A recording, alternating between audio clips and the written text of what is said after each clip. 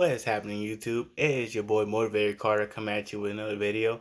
So today's video is I'm gonna give you a quick rundown of my bullying story. Like I'm not gonna go in full detail, like day to day of how it happened, like every hour. I'm just gonna start from my fourth grade experience to how I am now, and how it made me better today, and how I can, in my advice on how to deal with bullying. So without further ado, let's get right to it. So first bullying instance I had was fourth grade. This kid called me the N word in art class. I don't know if he heard from his mom. I don't know if he just like heard on TV or from someone else. But all I know is he said it loud and proud, and like that really hurt my feelings. And I spent like weeks crying about it because like how this kid that I was supposed to be friends with suddenly just gonna call me the N word with a hard R, and just say that okay and say it so loud and proud, and then thinks that we're supposed to still be friends after that. Anyway, fifth grade, I didn't have to deal with bullying. The only thing I had to deal with was just not going to school and getting in trouble, so I don't have to worry about getting my ass whipped by my dad's belt because I feared that belt. And I didn't want no case of asses be the serratus, which is Latin for I don't want my ass getting whooped till it glows. Woo! I should be a comedian. All right, moving on. Sixth grade, it was when my bullying started getting worse because like I had to deal with kids I did not know about because like how it works is you got one elementary school right here, you got another elementary school there, and all y'all go to one middle school. That's how it worked for me.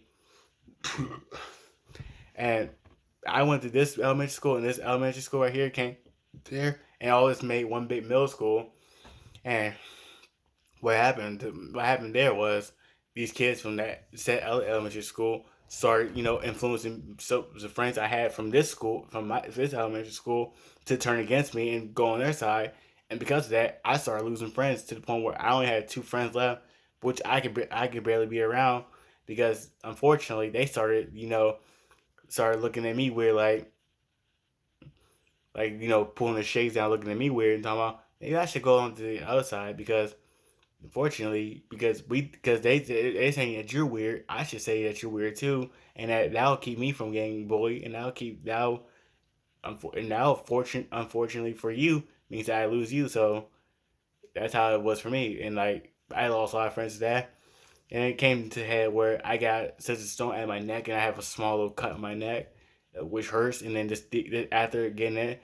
The dude who threw the scissors at my neck decked me in my head, and then his friend like stomped on my ribs and bruised my ribs.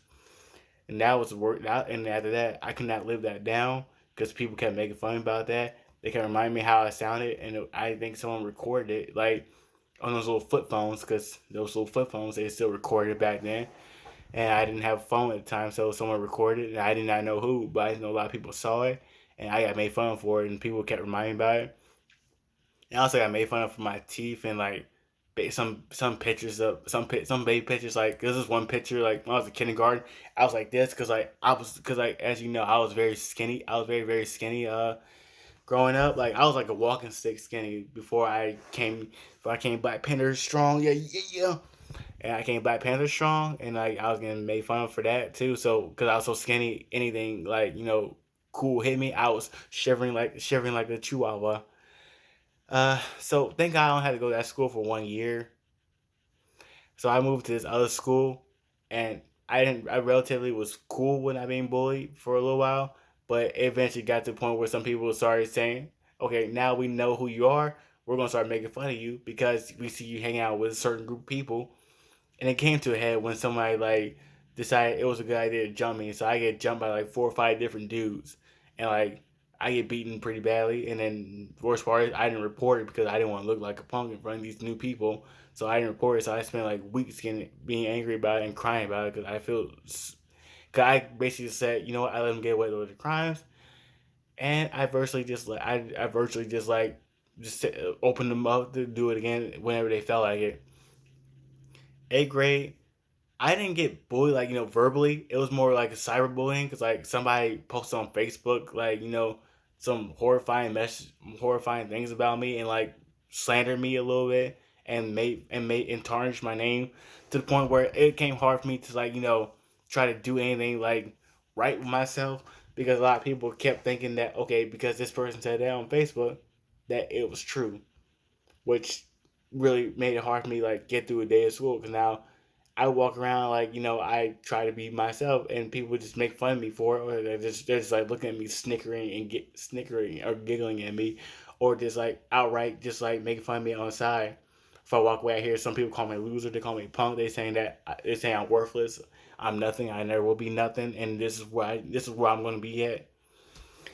Ninth grade, that's where my bullying peaks. Cause like my high school experience was virtually ruined by upperclassmen and like 10th graders, 11th graders, 12th graders, and even some people in my ninth grade class. The worst incident I say what happened was like in my ninth grade year was like I was in the bathroom using the bathroom. I don't know, 4 or 5 dudes like I don't want to say 4 or 5. I think it was like 3 or 4. Like came like surrounded me while I was using the I was using like the porta potty part of the bathroom where the guys stand up at, and they sexually assaulted me. Like they was touching me weird. They was like giving me the wet willy and like touching me all over the place. Like it's being very uncomfortable to the point where somebody like comes up and like pokes my side. Like I'm super jumpy about that because like one, I'm very ticklish, and two, I'm still dealing with the trauma from it, and like it really hurt my feelings because I didn't tell nobody about that.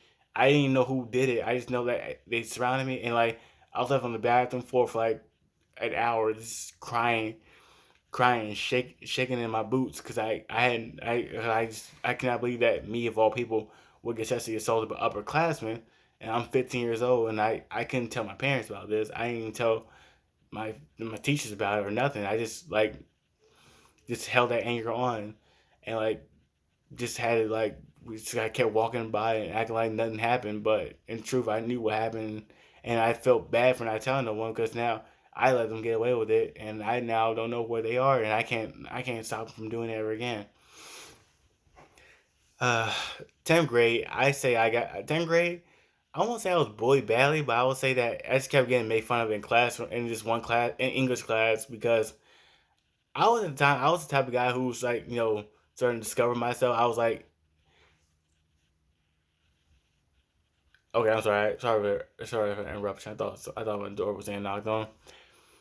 I wasn't when I say discover myself, I don't mean like that discover myself. I'm talking about discover myself. Like I was starting to, like get confident. I was starting to, like get bright eye and bushy tail. I was like getting like confident and like start talking to girls. Unfortunately, that caused like breaking news. Like now in the classroom, every time I talk to a girl, I get made fun of for it, or somebody just want to like talk about okay, why I used to how like okay, I used to walk and talk to some females and getting made fun of for it. And like I got made fun of class for everything. Like no matter what I did, I got made fun of for it.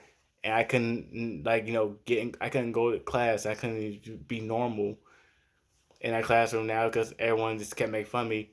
Only reason why I didn't like lose my mind because my teacher, he even though like he could tell him to stop, he was doing his best to like try to reassure me that do not take that personal, just keep going, and he'll help me out as best he can. And he did good. He made him stop for a little while, and to the point where he only time that they'll make fun of me is whenever there's a substitute. And because he never really ever got out of class, he never really was sick. I didn't have to worry about a substitute maybe only twice. Even when we had a substitute, they did it, but it wasn't like horrible. I'm sorry, I'm almost shedding a tear because like that sexual assault story made me still cry because I still remember all how they did it. 11th grade, I got made fun of by my own friends. People who I thought were my friends turned out to be my worst enemies because like they kept telling people these horrible secrets that I thought I could share with them. I could share with them. And the upper class girls did not like me. Upper class guys did not like me. And worst part is these girls they will talk to me whenever their guy friends was not near them. But whenever the guy friends came back, they would turn a whole new leaf. They'll be fake. They'll be like making fun of me in front of them. They'll be joining in, and then like when they were alone, they wanted I don't know they want to sit right there and like try to act all nice with me and try to be cool with me. And I don't know, for better or for worse. As far as I'm concerned, those girls happen to be my DMs now. So And some of them are asking me hang out with me. Some of them are asking like talking about being in the military. Some of them are like just trying to like tell me I'm sorry. I'm like for what y'all talking to me for? I don't want y'all in my lives. Y'all ruined my high school. Y'all pretend to be cool with me. Now y'all want to be back in my life. You kicked me when I was down. Now that I'm up, you want to kick it with me. That's not going to work. That's not. We're not going to walk that walk. And those guys too, they want to kick it with me too. I'm like, no, y'all ruined my high school. Now y'all want no, like get out of my life. You didn't want to be you wanted to be like this asshole just to look cool in front of your friends, just boost your social status. Now that you see I'm doing good, now you want to try to be a part of that, and that ain't gonna happen. You ain't walking that wall. So I told him to go ahead and scoot. And 12th grade, this is where my bullying gets way worse. This girl who I had been dating for almost a year cheated on me with my best friend. And worst part is, I got made fun of for it because people were going, "Oh, ha ha, you got your girl taken from you," and like it's like breaking news. Like suddenly, from one now instead of a private issue, now it came a public issue where everyone knows. The worst part is, no one helped me. My teachers didn't help me. My friends didn't help. The so-called people I thought were my friends didn't help. The teachers, it was like I went to them and asked them, is there a way I can like get out of classroom with them and like get a better classroom because I don't want to be coming to class every day dealing with it. And their only logic was, what if you gotta deal with these people? They said, okay, well, imagine you gotta deal with these people every day of your life. I said, okay, I get what they're trying to do, saying like you got like you're gonna get like if you can't deal with them now, how you gonna deal with people in the future who's gonna give you a hard time? Now I get it, but here's my logic. I shouldn't have to come to school dealing with this every day. I should be coming to school because I want to come to school to learn and get out of school so I can do something in my life. But I shouldn't have to come to school and get made fun of every day and then have the teacher joining in on that and trying to kiss their asses and stuff. Trying to kiss their asses. That does not help me. That just shows that you don't have no control no more and that you're letting the kids take control. Like that's your classroom. You're supposed to take control. That's why I didn't like going to that school. So fast forward 2016, I finally graduated, thank God. But my life was no better. I was angry. I was depressed. I was sad. I was like at one point contemplating suicide until I found the Marine Corps. I found the Marine Corps. I went to Marine Corps boot camp. I graduated. I was still kind of depressed because I still didn't get over all the past trauma I dealt with, and I was still upset about those boys who sexually assaulted me, and I didn't know what to do. So I just developed a very angry personality. Started being angry. I was volatile. I was snapping, and all that stuff. And in 2017, well not 2017, 2018, I finally started feeling better again. I was no longer angry. I got all my anger out. I was doing good things in my life. I'm starting school. I was not in school yet, but I was finally getting used to being in the Marines. I was getting used to talking to people. I was getting used to like to the point where I didn't even remember. I don't remember nothing in my past. Whenever I'm with these people, because these people are now my new family and they're my new friends, and I can like connect with them on that level because we're all one and the same. We all wear green. We're no different than each other, and because we all got mutual experiences that makes us. That's why the Marine Corps is such a good branch because we're small. Everyone could probably went through what you went through or worse than what you went through, and you can get connect with them on that emotional level, which is what I love because we're all a family. My message to you guys is if you're bullied, people who bully you low key love you because they want to be like you. They're only bullying you because they see that you're doing something right and they want to bring you down.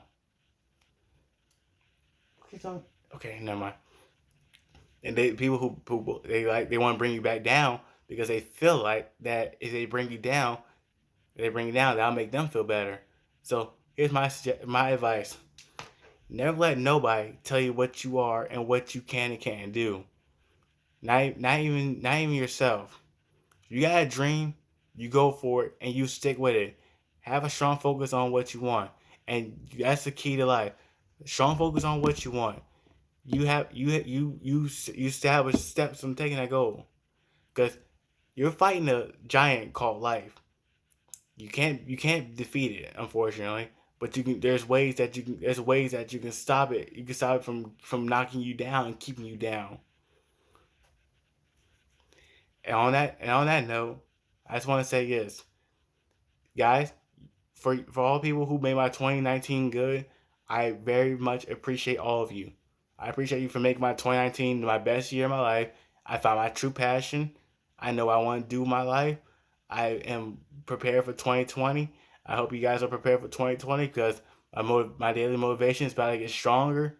My goals in life, me getting ready to graduate school in 2021 is set. Going to OCS 2021 is set. And me still being the motivator I am is going to be much more intensified, better than ever. So stay tuned, because 2020 is about to be the best year of your lives. Because y'all gave me good vibes 2020, and excuse me, y'all gave me good vibes in 2019. So my turn to give y'all vibes of saying good vibes of 2020. So for the people who bully me, all I can say is this to them: look at me now.